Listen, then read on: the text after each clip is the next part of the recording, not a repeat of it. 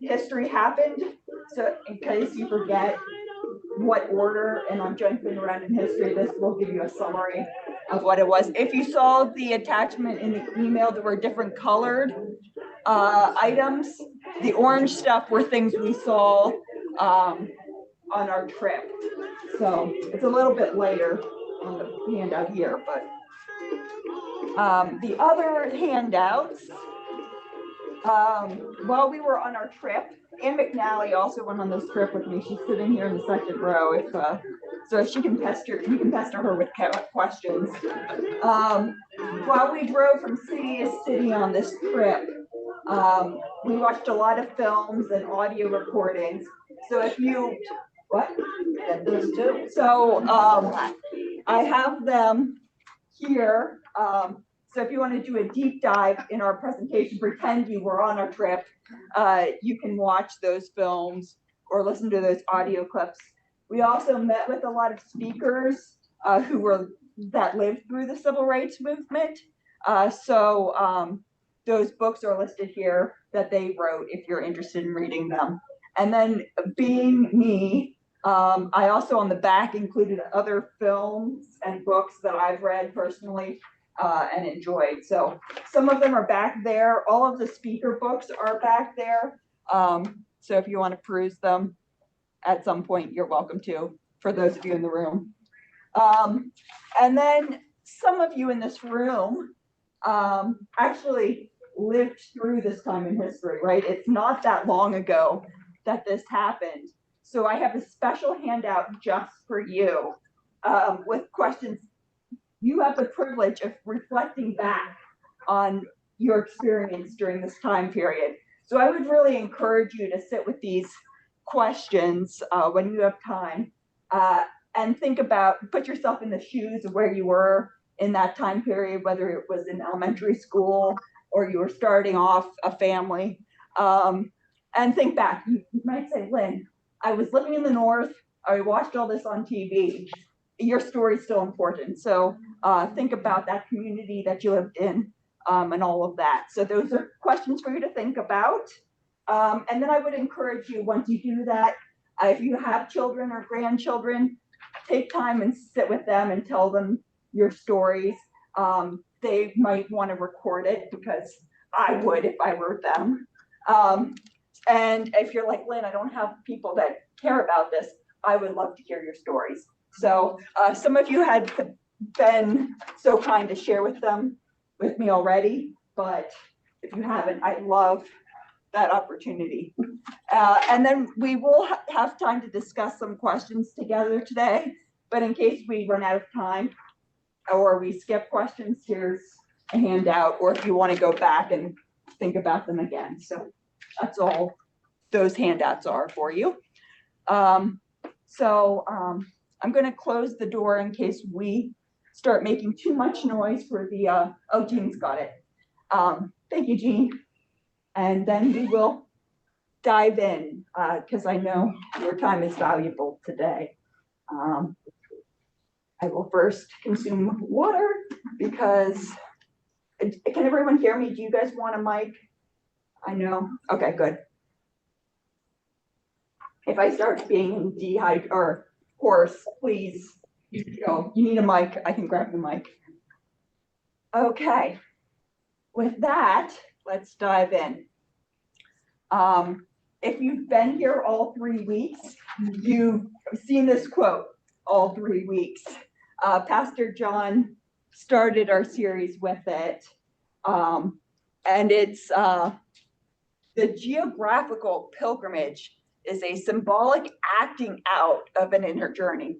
The inner journey is the interposition of meaning and signs of the outer pilgrimage. One can have one without the other. It is best to have both. And I'm very thankful for Pastor John for introducing me to this quote, because it made me look at my pilgrimage from a different perspective. I love that Thomas describes it of a symbolic acting out of an inner pilgrimage or inner journey, because this civil rights pilgrimage I took this summer began a long time before we left Pennsylvania in July this year. It grew in my heart over the last 34 years as I've read and understood the world more, learned and grew in my personal family history, that learned about the history of the United States and what it means to be a Christian. For those of you at home on Zoom, if you could mute yourself, so hopefully we don't get some feedback. Thank you.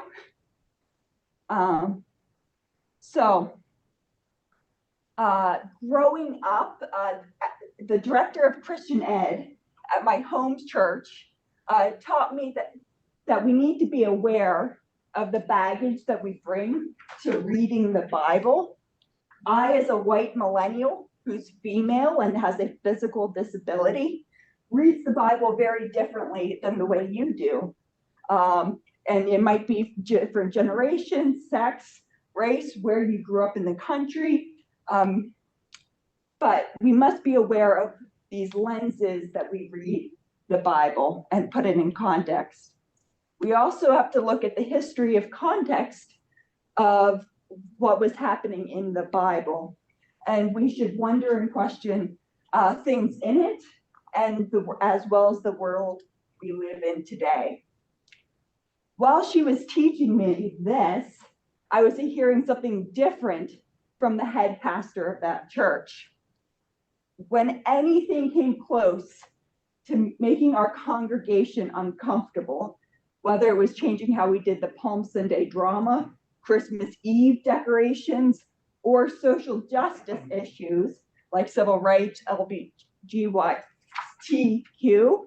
sexism, whatever it was, he would straddle the fence and try to make the whole congregation happy. The whole idea of talking about any of those things in church or at our family dinner table when our extended family came, who were Democrats, seemed unfathomable to me. Maybe this is how you were raised as well. I also was very sheltered and naive and innocent, growing up in what I lovingly call my chocolate bubble. And I thought we lived in a post-racial world. Racism ended after the civil rights movement, right? And the first time I really realized racism still existed was my junior year of college, when I lived in a semester in North Philly. It became normal for me to fall asleep to gunshots and police sirens. I lived on the 3rd floor, and it still had bars on my bedroom windows. I also, for the first time, had true Black friends instead of that token Black kid sitting in my classroom. I couldn't believe some of the things I was seeing and hearing from my friends and what was happening outside my window. We had just elected our first Black president the year before. How was this possible in 2009? And it was easy to forget about those experiences when I went back to living in the white suburbs and didn't see that racism outside my front door. And then over the years, as I read the Bible, joined small groups where we started talking, learned the history of my family's ancestors from my older generations, older mentors and friends, read more books by authors like Isabella Wilkerson and Jamar Tisby, watched documentaries, and then did things like the 21-day equity challenge here at Westminster in 2020. The inner yearnings of my heart got louder and louder. What I was reading and hearing and seeing didn't match the reading and understanding of the Bible. I found the only way we can grow is to talk about these things and discuss it instead of just thinking them and going, why? This is why when I saw Donegal Presbytery that the first email saying the First Presbyterian Church of York was offering a civil rights tour hosted by the Vice President of Diversity at Messiah University, which happens to be my alma mater. And we would travel to the civil rights locations, hear from the people that were involved in the civil rights movement. I immediately said, I have to do this trip. It was a geographical continuation of the pilgrimage that I started so long ago. I felt it was my Christian and civic duty as an American to go, listen, learn, and experience life in the South, both now and for those that lived through the civil rights movement.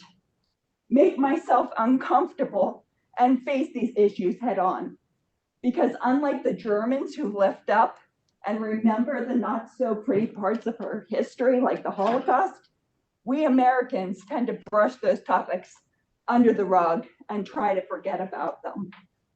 Things like Native American migrations and genocides, slavery, lynching, Jim Crow laws, and so much more. That's the theme that we heard from a lot of the civil rights participants who spoke to us on the trip. They all said about the adults in their lives, in their communities, wouldn't talk about these things. They would try to forget about them because they knew another one of these attacks, lynchings, bombs would be coming around the corner. You're seeing here, I won't read it, a quote from Carolyn McKinsky, who was a survivor of the 16th Street Baptist, about her experience after the bombing. Not talking about these tragedies, we heard from all of these participants, created heartbreaking PTSD and depression from a young civil rights participants. Carolyn, for example, her husband learned she was involved in the 16th Street Baptist bombing when he came in one day early from work and heard her on the suicide hotline on a phone call.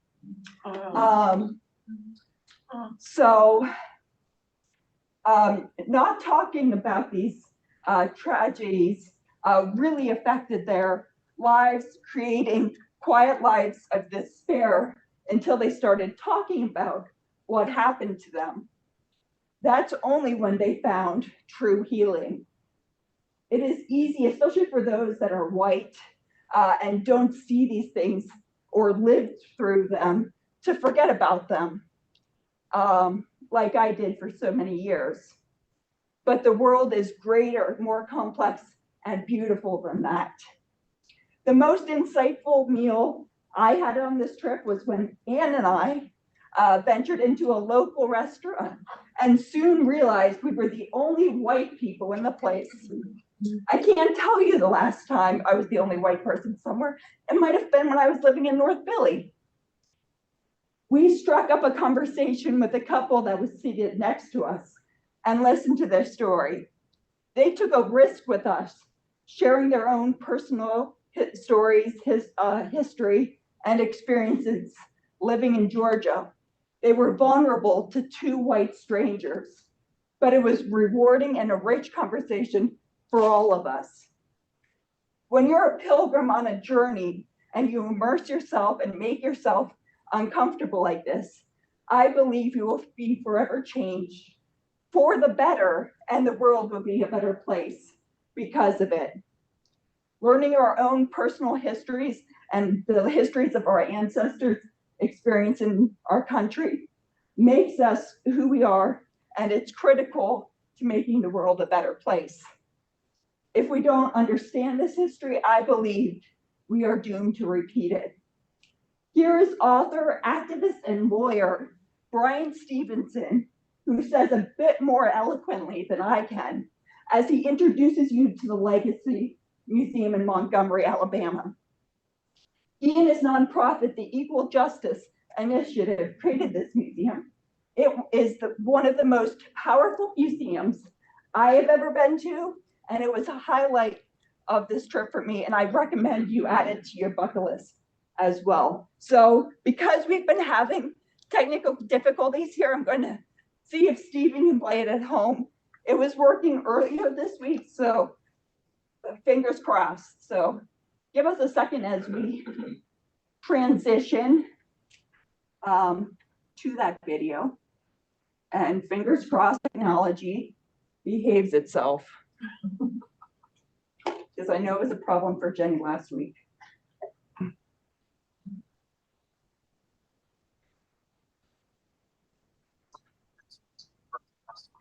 This country to fully overcome the history and legacy of slavery. It's important that we begin to commit to an era of truth and justice, that we tell the truth about our history, that we find the words necessary to understand all of the pain, all of the suffering that was created by 400 years of enslavement, lynching, segregation, and injustice. It begins in Africa, where millions of people were kidnapped, abducted, taken from their homes, taken from their families, chained, forced onto ships where they were displaced forever.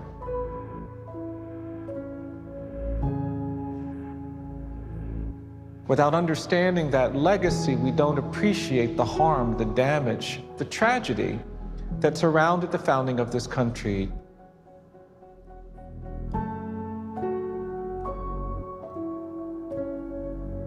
We still live in a country where there is this problem of racial inequality, racial injustice, and the narrative that created that problem of racial difference continues to haunt us today. And so this museum is dedicated to helping people understand the journey. We want people to understand the suffering that slavery created.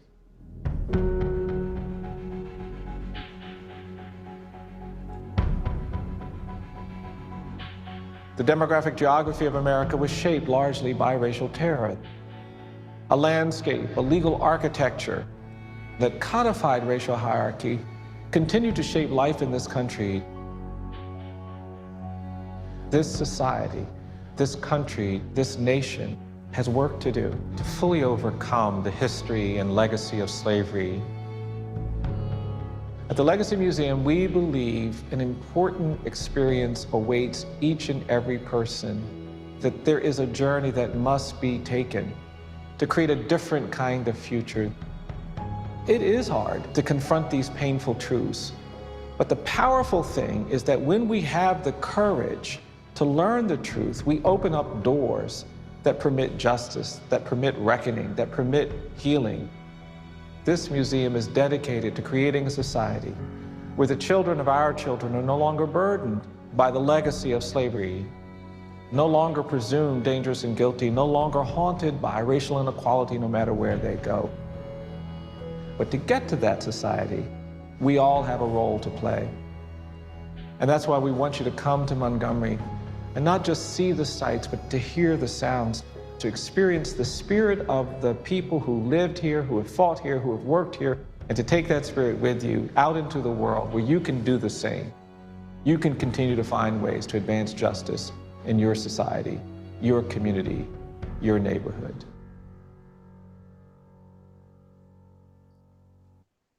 The Equal Justice Initiative has a second part to this museum experience. The National Memorial for Peace and Justice, otherwise known as the Lynching Memorial. You might say, Lynn, why do we need a lynching memorial and why do I need to go visit? I'm going to pass that one back over to Stephen and Brian. So, fingers crossed.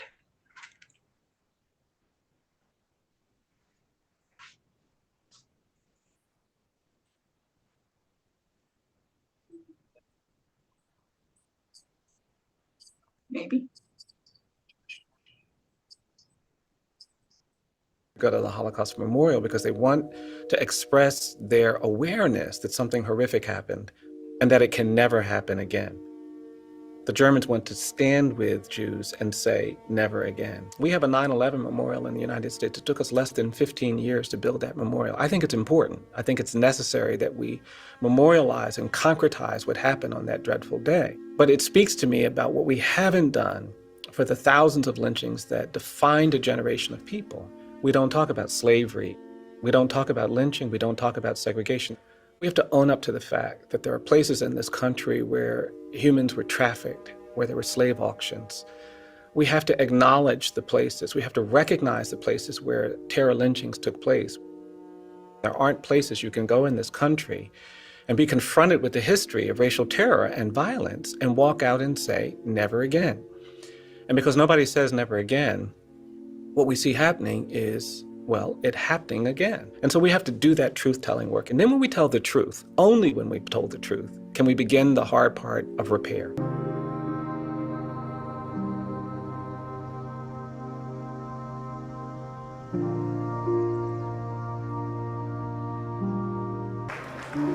We have a monument for every county in America where a lynching took place. And we have a replica of each of those monuments at the memorial site. And we're asking communities to organize and come and claim their monument and bring it back to their community. There are hundreds of lynchings where thousands of people were complicit, were involved.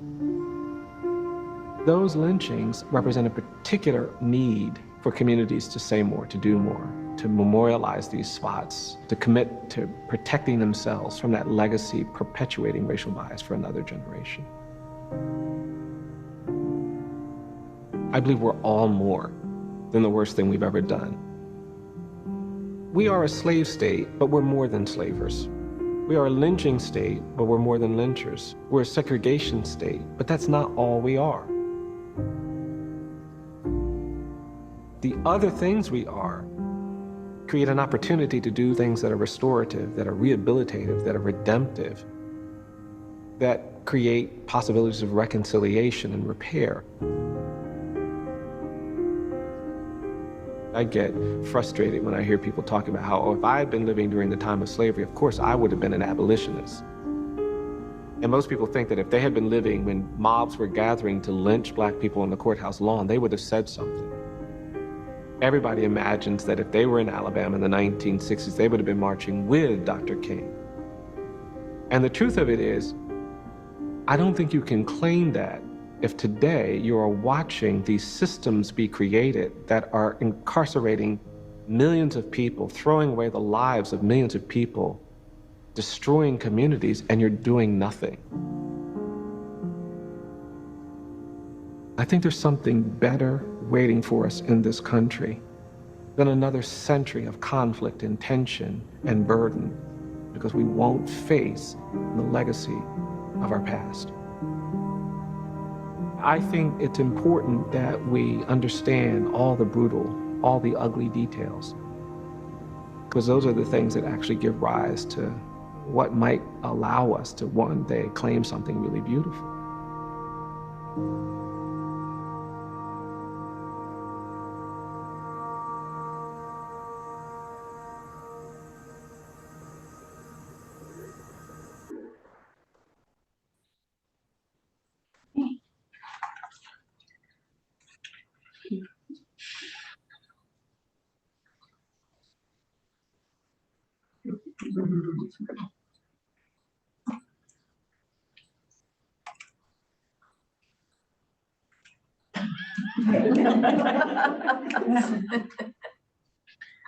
You think it could work for me of all people? The lynching memorial was one of the most sacred and holy experiences on the trip for me. The closest thing that I can even compare it to is some of the Holocaust memorials that I visited in Europe. As Brian said in this video, counties are invited to come and pick up their monument and return it to their county. When this video was made in 2020, over 300 counties had done just that. I'm sure in the last 3 years, that number has gone up even more. There is only one monument for Pennsylvania. and it happens to be for Chester County, for the death of Zachariah Walker, who was lynched in Coatesville in August 13th, 1911. If you don't know Zachariah's story, a white mob of roughly 2,000 people attacked and burned Zachariah alive in retaliation of a reported killing of Edgar Rice, a white Wool Brothers Steel Company police officer. I first learned about Zachariah's story in 2020 when we did the 21-day equity challenge. There was a Zoom presentation about his life. So I went to this memorial and I went looking for Zachariah. And you can see I found his monument there. And it's still waiting for a group of people from Chester County to come and return it to PA. Last Friday, I came here to the poverty simulation, and I happened to sit next to a staffer of Senator Camillo, who's our House of Representatives here in Chester County. And I asked the staff member, I was like, do you know anything about this? And she said she'd look into it. I heard this week from one of her coworkers, and they had not heard that this was a possibility to do. So he said that he was going to reach out to some contacts and see if anyone was bringing it back, and if not, they might want to start that process. So TBA, what happens to Zachariah's monuments? Who knows? There is a monument for him in Coatesville. Yes. Where it happened. Yeah. So you can't just, is it on 30? I don't know. Yeah. Google it. You'll find it. Now, I promise we have now gotten the grimmest part of the trip out of the way. One of the other takeaways for me on this pilgrimage was how large the church's role was in the civil rights movement. We visited at least 11 churches on our trip. There was probably more, and I either forgot to take a photo of them, or when I was going through all my hundreds of photos, I skipped one to throw on this collage. I knew that Martin Luther King Jr. And was a pastor, and I knew there were a lot of pastors involved in the movement, but I didn't realize how embedded into the culture of the civil rights movement the churches were involved. Churches were considered to be safe spaces, acting as a shelter away from the racism of the outside world for the Black community members. As a result, churches paved the way for civil rights safe havens to hold rallies, have discussions, and things like that.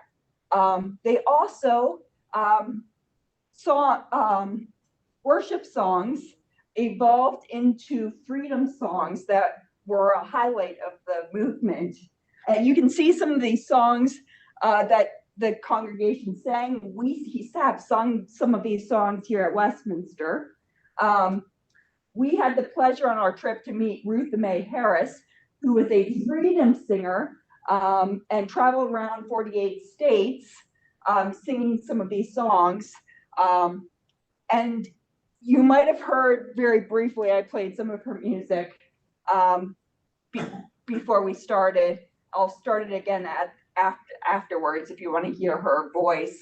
But Ruth shared with us how she believes the music really moved and inspired the civil rights movement. She claims that without those songs, the civil rights movement would not be what it is today, or known for what it is today. It really encouraged and spurred on the participants of the civil rights movement when they were getting beaten down by police officers in the street or hosed down. They would start singing these songs.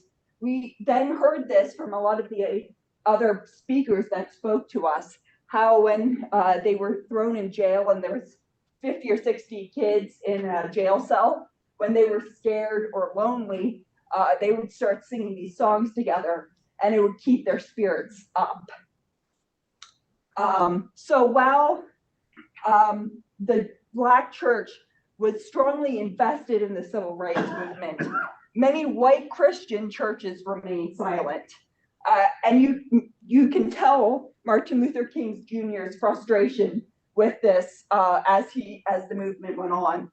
If you've read the letter to a Birmingham jail in particular, he's very harsh to the moderate white Christian church. Here's a quote of part of that letter. I felt we would be supported by the white church. I felt the white ministers, priests, and rabbis of the South would be among our strongest allies. Instead, some have been outright opponents, refusing to understand the freedom movement and misrepresenting its leaders. All too many others have been more cautious than courageous and have remained silent behind the insecurity of stained glass windows. I have heard many ministers say those are social issues which the gospel has no real concern. And I have watched many churches commit themselves to a completely otherworldly religion, which makes a strange unbiblical distinction between body and soul, between sacred and secular. So my question to you, and we'll take a few minutes to discuss, is how do you feel about that thought? Are you like the pastor that I grew up with that's like, no, those things shouldn't be discussed and talked about? Or do you think this is something key to our Christian duty to stand up for? And if you feel that way, how are we doing? So I want to take some time. If you want to break up into smaller groups, you can have better discussion. So if you want to break up with some of the people around you to discuss, we'll take a 5 minutes or so to do that and then come back together.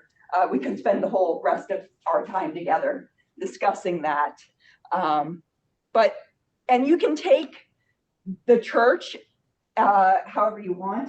It could be here at Westminster, it could be Presbyterian USA, it could be Christian communities at large, the whole Christian movement. So if you guys want to do that, for those of you on Zoom, I'm going to throw you in a breakout room for you to discuss with the Zoom participants. So goodbye. Goodbye. Okay.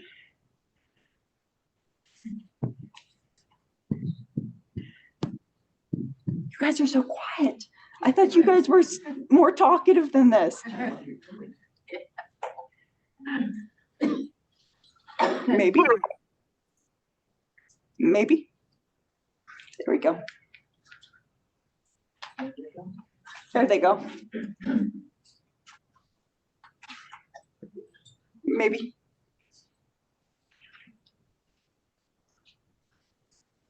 Maybe. Guys, there might be a button for you to hit if you want to go.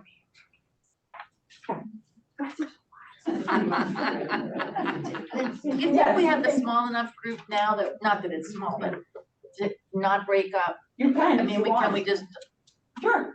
as a group talk? Yeah. Sure. Sure. If you guys want to. I mean, I'm not directing No. proceedings. If you guys want to talk as a large group,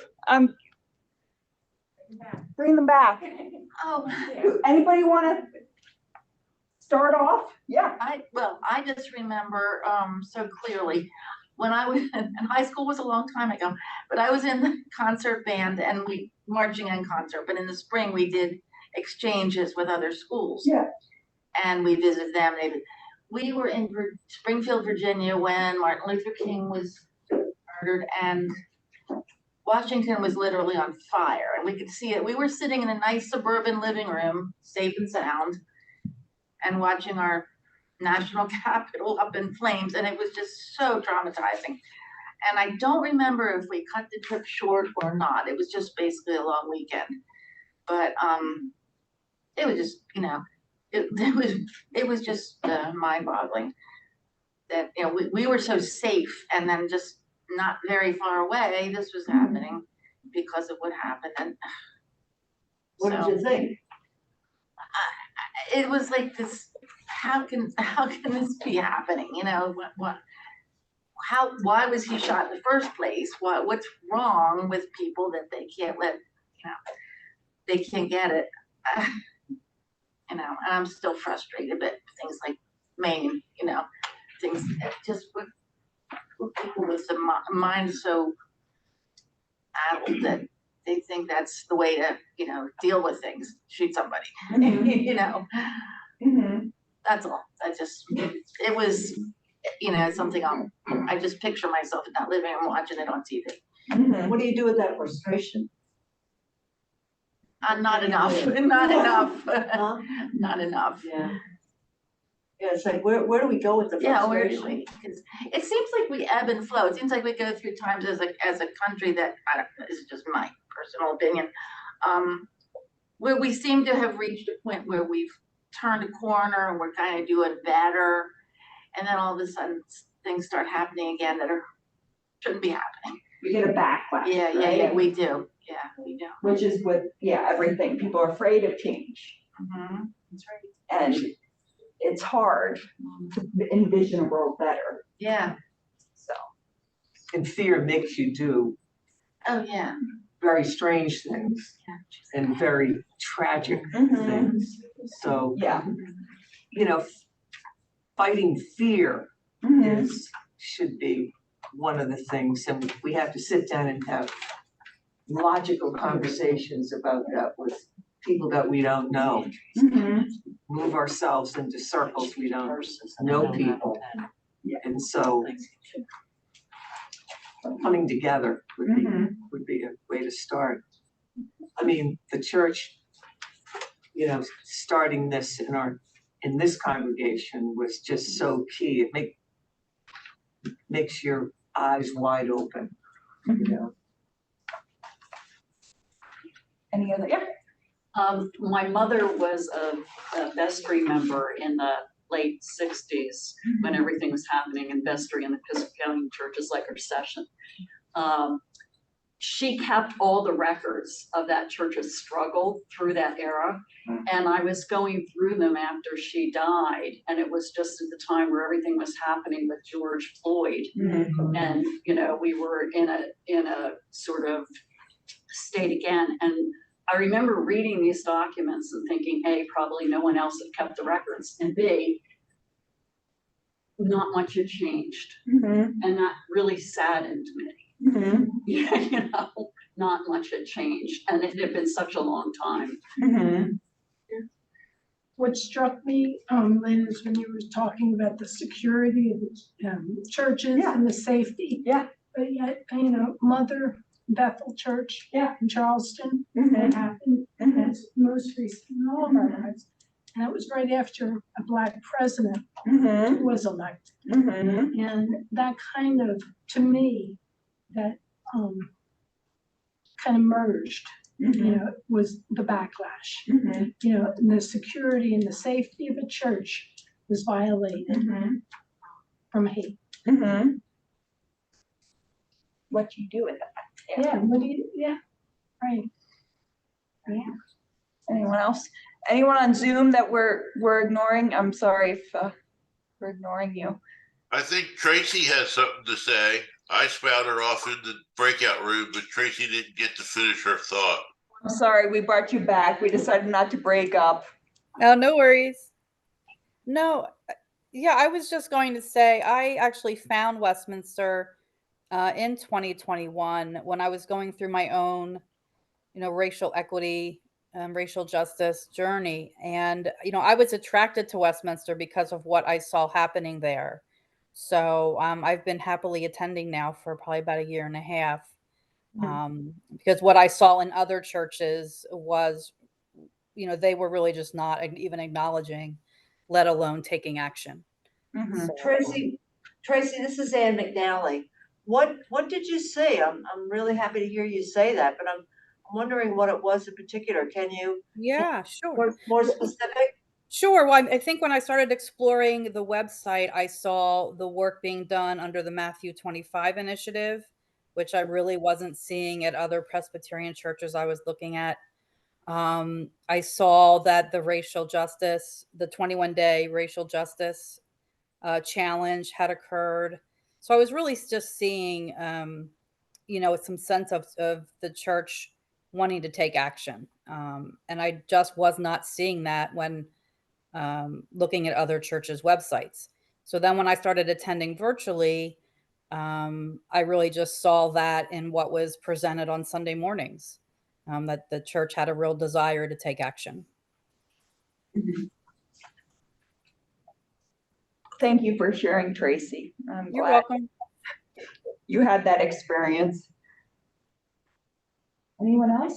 I just think of how Jesus associated day to day with what we would consider the lower classes, not the high and mighty, rich and famous, And just, I think that was our example of, let's take care of the people who don't have what we have, and need it. But then, like I said, I don't have the,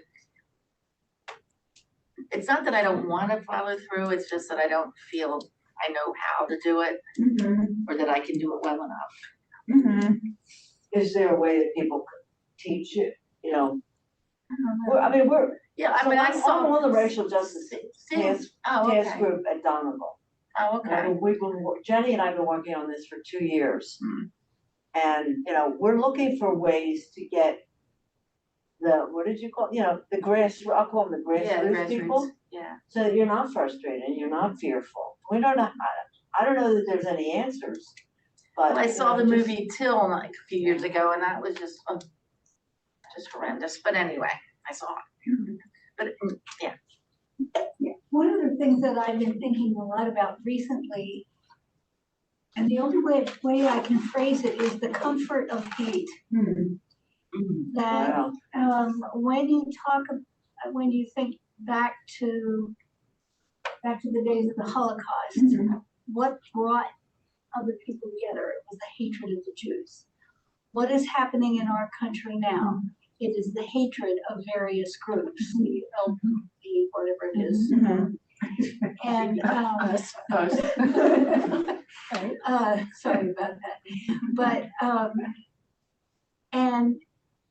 and love is scary, because you got to go out on a limb, and you have to get out of your comfort zone. And I think that I'm not very good at that. But I think that is the church from which we came, which was not a Presbyterian church. That was where they were. You had to be comfortable, keep everybody comfortable all the time. And so there wasn't really depth to it. And I think when we started here, it was when you were having the series on the queer community. Oh, yeah. And I thought, wow, that is really terrific. But I think it's sort of like rehearsals. You need to have practice and have it brought up a lot. And I think it often is brought up in our sermons. But I don't think that the white church community has done very well in making people uncomfortable. It's hard. But if we do that, we'll lose donors. Spoken like a trustee. I hear you. And a missionary, because I want our mission to continue. I mean, it's not about no money, no mission. It's about the mission. Oh yeah. How many churches have split over, women pastors, or having gay marriages or something like that. And people come to church to feel to be comforted, right? Isn't that what we look for? And we are on some levels, yeah. And some people just want the hour, right? Like, come Sunday morning and then I'm done. I don't have to think about, my Christianity in the next 6 days. The reality is, when Bob and Glenn got married several years ago, we lost people. We lost a pastor, we lost people, members, It Well, was we gained it was others. reality, you know. But we gained others like We gained- Tracy we did. Yeah. and others that were like, this is a welcoming community, Yeah, right? Today's reading was the most important commandment and then the second. But when Jesus said that, there was a question to him, and who is my neighbor?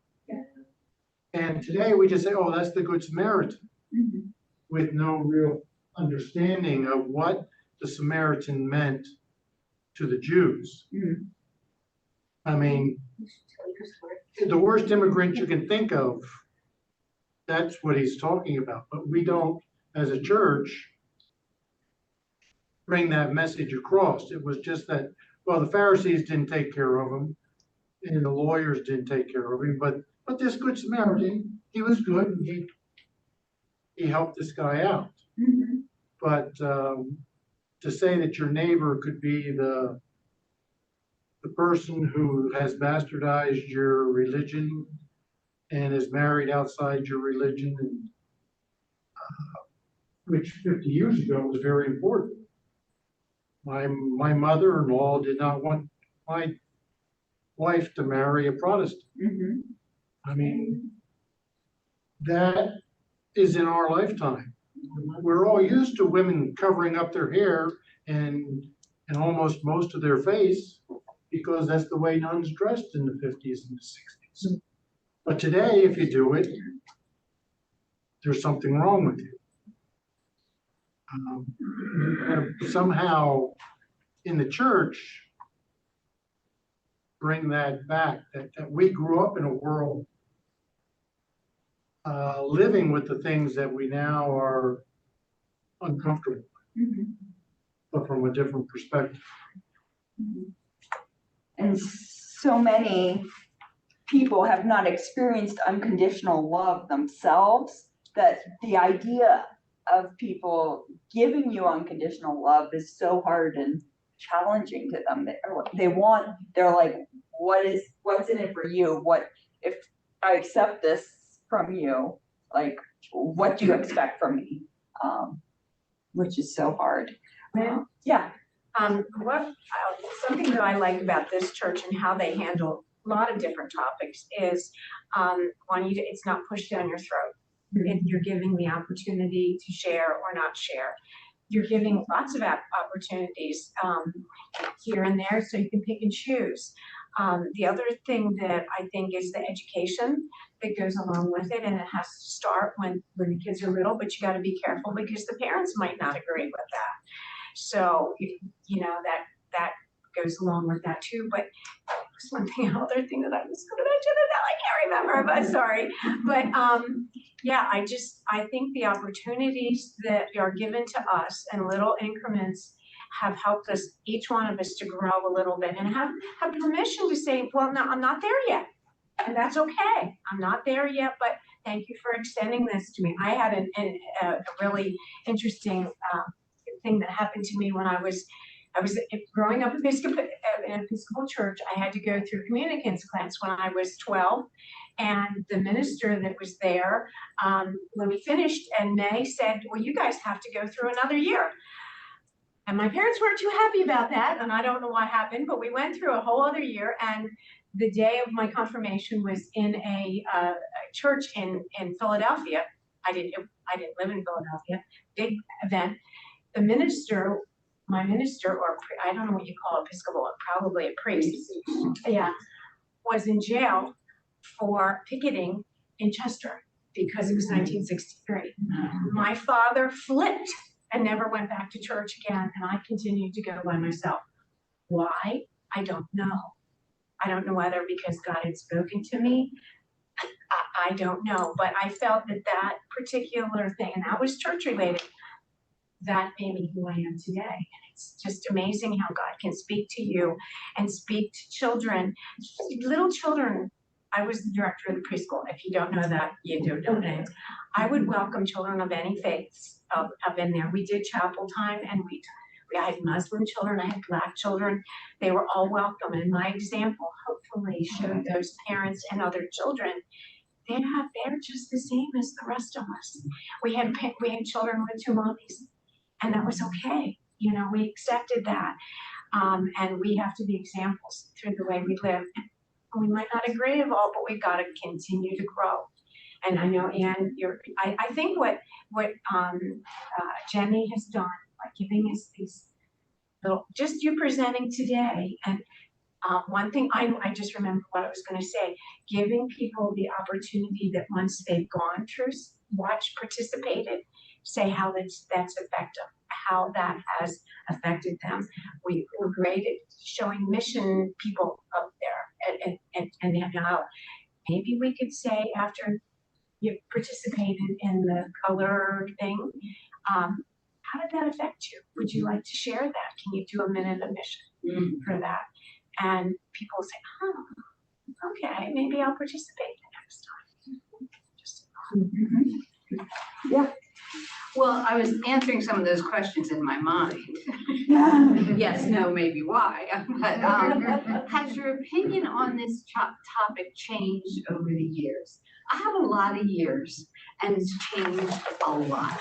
It's changed a lot from when I was a child, and I will not say that my parents were. They were of their time, so it. I had the opportunity to have a lovely friend who we worked together, and I wanted her to come home with me for dinner once. And my mother said, "Your father will not allow her in the house. Don't put yourself through that," you know. But that was their era, you know. And those kinds of things made me think, well, why not? You know, so what's the problem here? So in my growing up, more and more has been revealed. And am I ready for it always? I think, Jackie, you said, well, sometimes no, sometimes no. But if it's revealed to me, I have to decide what I'm going to do with that, you know. So I hope that kind of makes sense. But one of the things I will say, the series, you know, the book, the Color of Compromise? The Color of Compromise, and the education that we're offered like this today, and, you know, your journey to the museum in Montgomery. That is a place that's on my bucket list. And maybe I don't write a bucket list, but in my mind, I'm going there because I need to see it right in front of my face So and be affected. I'm sorry, sorry to interrupt you, but the Equal Justice Initiative was my pilgrimage too. I never thought I would get there. You know, who am I gonna go? I live by myself. You know, how am I ever gonna get to Montgomery, Alabama? God sent us this trip. So it's possible. If it happened for me, it can happen for you. I wanted to ask Lynn or Steve, where did you get those two videos? Because yeah, because that's what I figured. So the Legacy Museum. I'm sorry. Every time I talk about it, when I turned the corner and saw those jars, there's 400 on one side and 400 on the other side.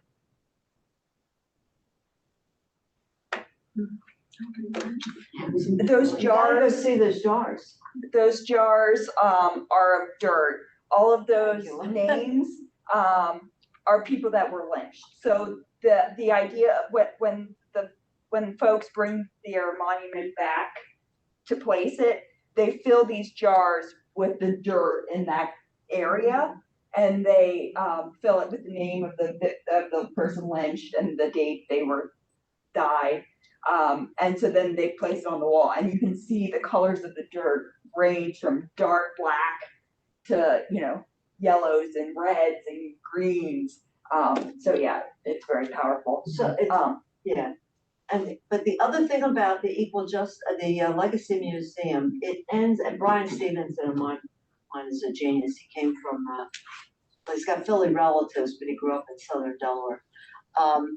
The other thing about that museum is he ends, and we didn't have enough time, but I would say if you could spend 4 hours, the last hour you would spend in his exhibits around mass incarceration, because he calls that slavery of the 21st century. You know, we've gone from segregation to mass incarceration. So this whole mistreatment of our African American brothers and sisters just keeps morphing, and it's the other exhibit, and one of the other folks on the trip, the part that got to him to the point where he's on his knees was at the beginning, where you saw those people, all you saw was their heads. That's on the floor. And it just, you know, for him, that took his breath away. For me, it was the jars of dirt where the lynchings occurred. But for someone else, I mean, he was there on his knees for 5 minutes. And that's what it was for me with the jars. I was there for 5 minutes, which is hard to imagine, spending 5 minutes in that kind of witness. But that's the kind of impact that these. I know I would like to move on. Can we save that for the end? Sorry, You Joni. told me I could talk, so. I hate to cut your time. You guys really want to stick around with this conversation, or? Okay. Okay. I have another chance for us to talk, but I also know I don't want to keep you for more than an hour. So the last thing I'll say about that, they are thinking about doing this trip next year. So if you are interested, I can take your name. They haven't decided if they're doing it, but they are collecting names. So if you give us your name, we can send you to the contact person. And maybe your number would inspire them to actually do it. So one of the other things that was made real for me on this trip was how racism is embedded in the ground of the culture of the South. And it makes sense to, you know, white folks want to be proud of the history where they live and where their ancestors lived. When folks visit us in PA for the first time, where do we take them? Independence Hall, the Liberty Bell, Valley Forge. We have some amazing history here. Hershey, yes. Milton Hershey was an awesome man. I can talk to you about him for hours. And you could reflect that, you can see that reflected in the ground here in Chester County with some of the old buildings, Revolutionary War artifacts and stuff. But we don't have museums or talk about with our visitors that come to PA how the land we're standing on today was once where Native Americans lived. And we don't think about that kind of history. And you can see this in the South as well. I'm showing you right here a half mile or 6 city blocks in Montgomery, Alabama. To the north of this map is the Alabama River, and they would bring slaves down here and place them in different slave warehouses around the city. But one of them is right here, and this is the building of it. So there they would wash them, maybe feed them, give them some nice clothes, and then they would walk them over here to this area and auction them off, split families up and different things like that. Right next to the auction and slave warehouse is this building, which is a piece of history that I was unfamiliar with. Maybe you are. It's the Winter Building. What happened here is they sent a telegraph to Fort Sumter in 1860 and basically said, start the Civil War. I've been to Fort Sumter. It was only 6 years ago. I listened to the ranger on the boat ride to the fort and back, and I read all the things on the museum because that's me. And I don't remember anything about anything coming from Montgomery about that. And it makes sense because if you go down half a mile, you have the state capitol. And if you go up to the top of the state capitol, there's this marker here, which is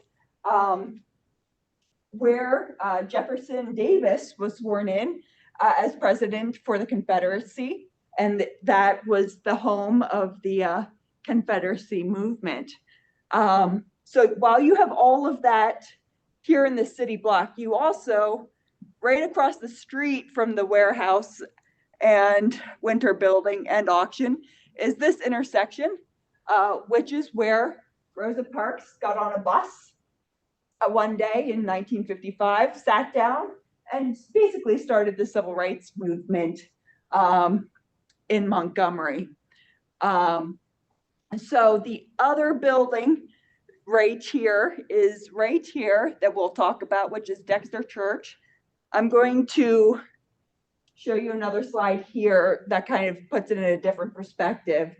Right here at is the top of the Capitol, and Dexter Church is right here. What's special about Dexter Church is it's where Martin Luther King Jr. was first called to be a pastor.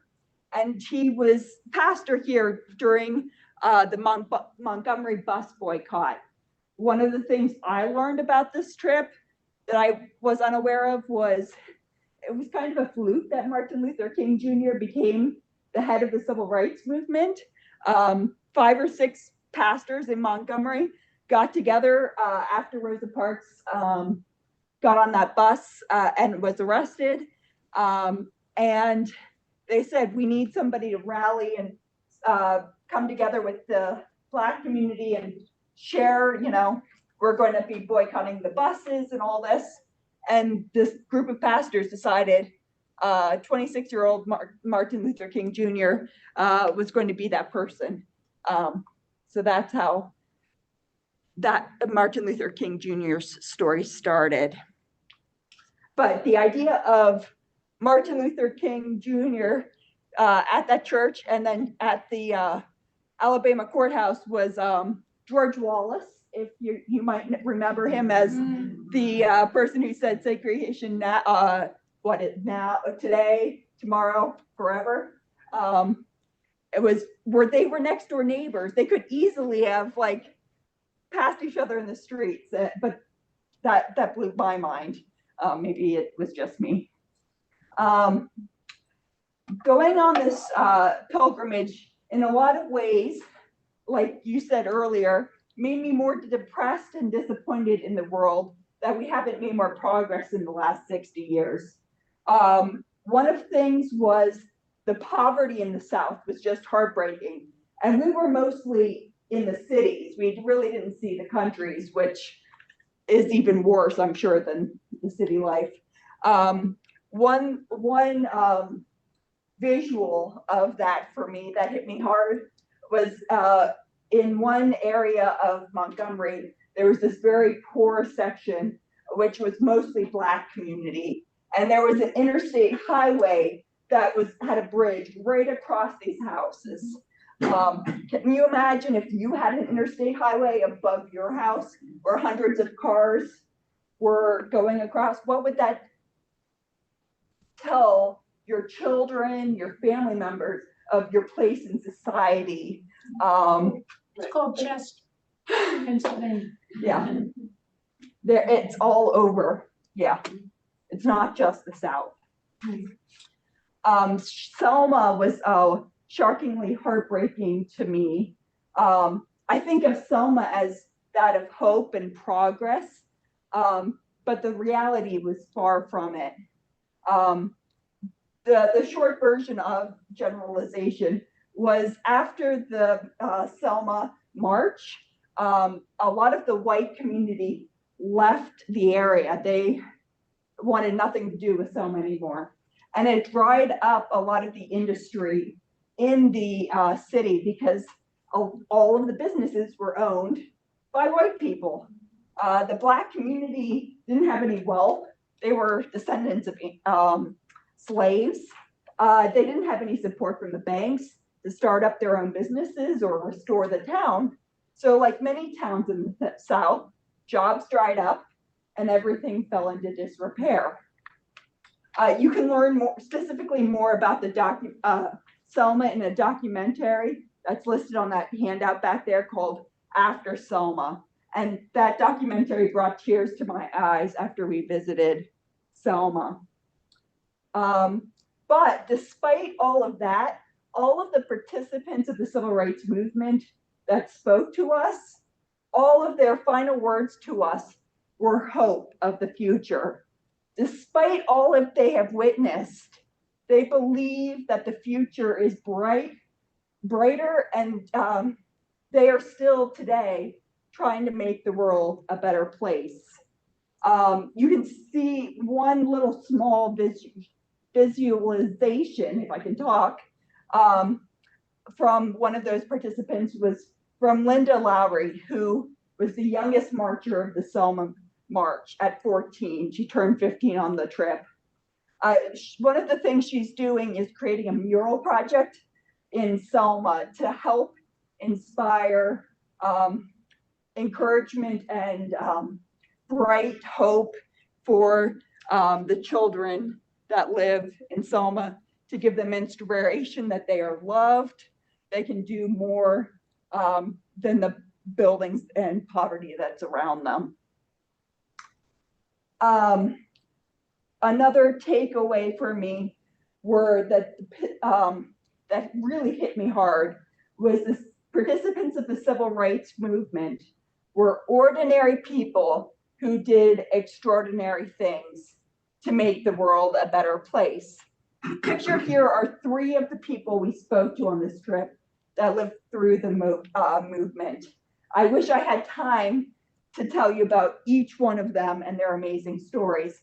I could easily spend another hour on all of them. But one of the things that hit me hard was how young all of them were. You can see 21, 15, 14. But one of the reasons why, which makes sense, was that the older Black participant movement were not afraid, the young folks were not afraid of the repercussions, right? The older population knew that, if they stood up, they might lose their job, they might get lynched, their house might be bombed. They were not willing to take that risk.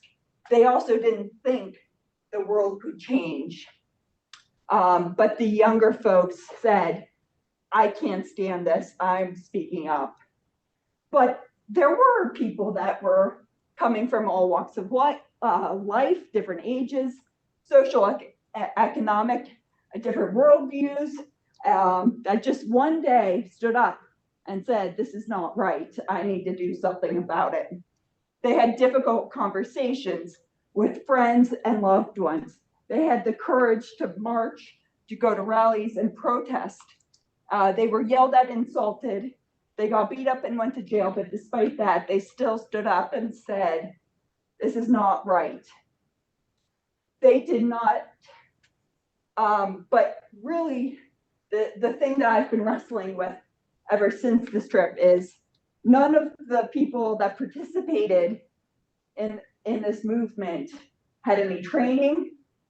They didn't, we are just as special as all of them.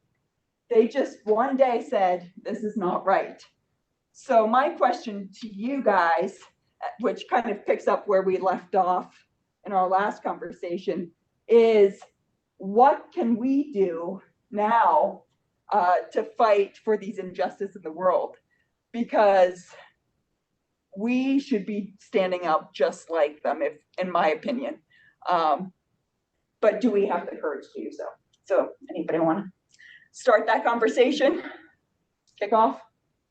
I don't have an answer yet.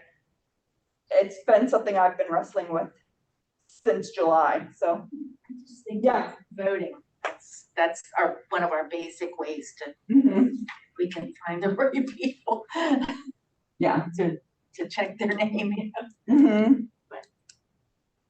And to then write to those people. That's right. Afterwards, right? When they don't have the courage to vote or say what's right, because there's one of the things that I've been spending a lot of time with our attainable housing group recently, And one of the things that they've been saying, and the poverty simulation hit home for me too, was that the poor communities, when there's township meetings to, discuss building houses and things, the rich landlords and things are able to come to the meeting and be very vocal.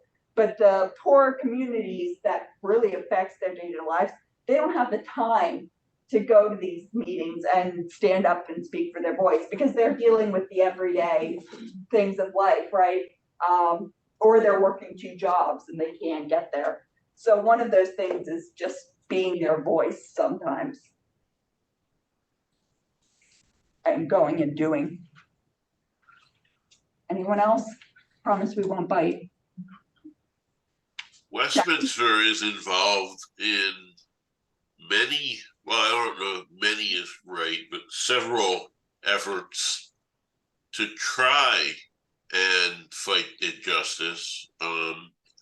We collect food for the food cupboard. We collect turkeys for the food cupboard. The blanket ministry, the sock ministry, we're trying to help. I think we need to dream bigger in our outreach. Mm-hmm. I don't, as you said, I don't have any answers, but we have people in the congregation that can fill in what those dreams are. One of my dreams is to see more color in our congregation.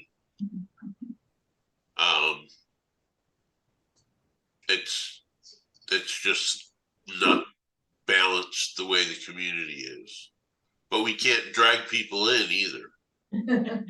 What we can do is go out. Yes. I think our ministry going forward in the 21st century is going to be more about going out instead of inviting people in. Yes. People where they're at. Very true. The color, How to Fight Racism, Jamar Tinsby's 2nd volume, has a formula in there. You know how books always have formulas. And he talks about awareness, relationship, and commitment.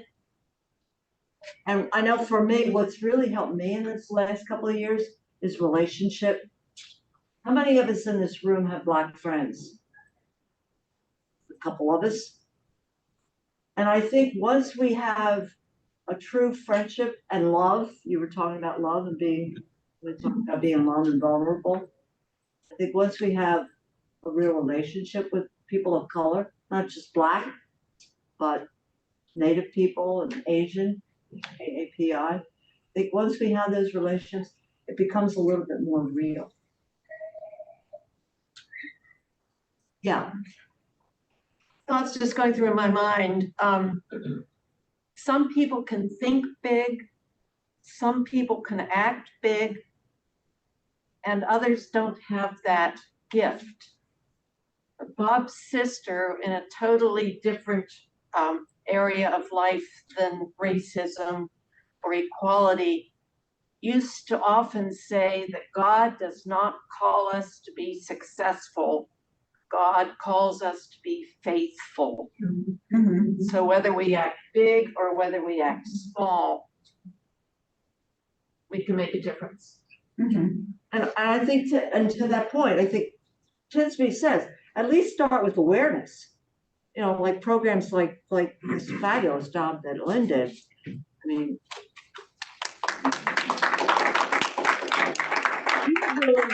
she's really building awareness. All the books that she bought weren't cheap.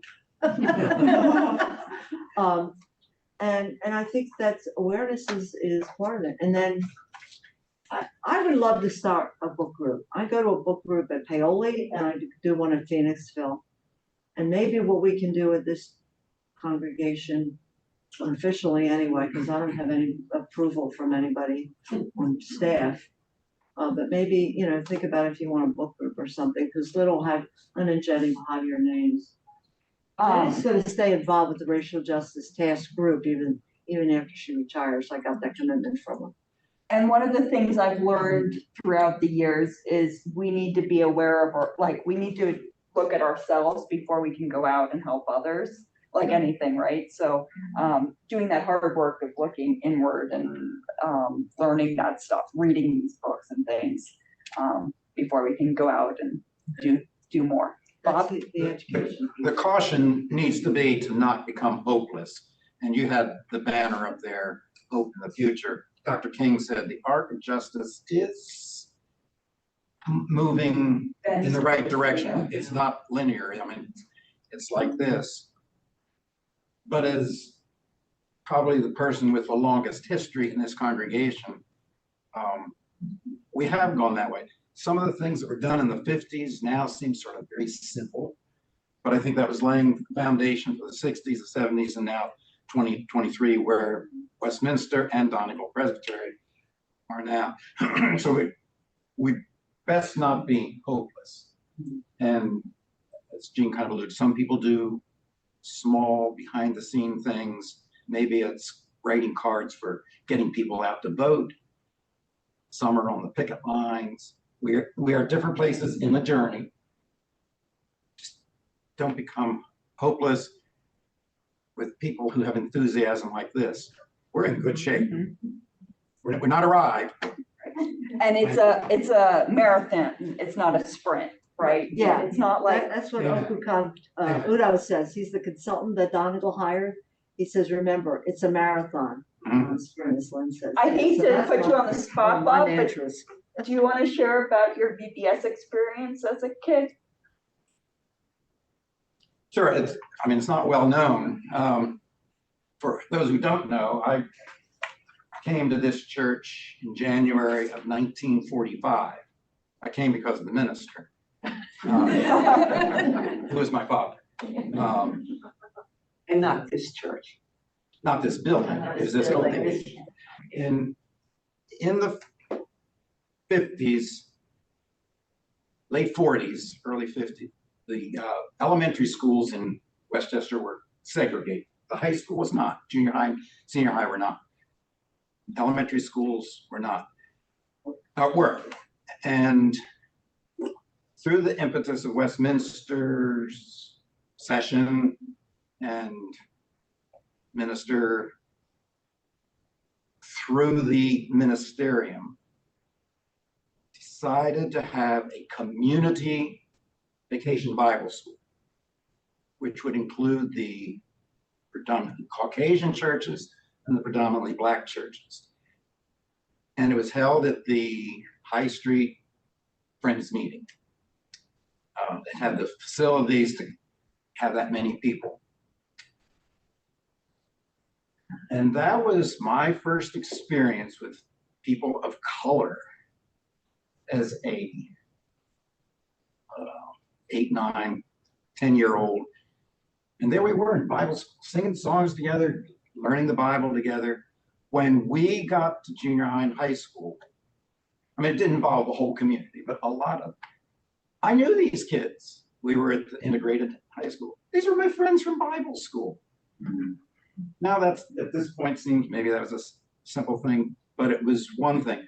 One thing that was not done was to address why it was segregated, etc. And that eventually changed. And maybe that was the platform that led into the, I don't know. But Westminster was a prime mover in doing that, bringing us together, and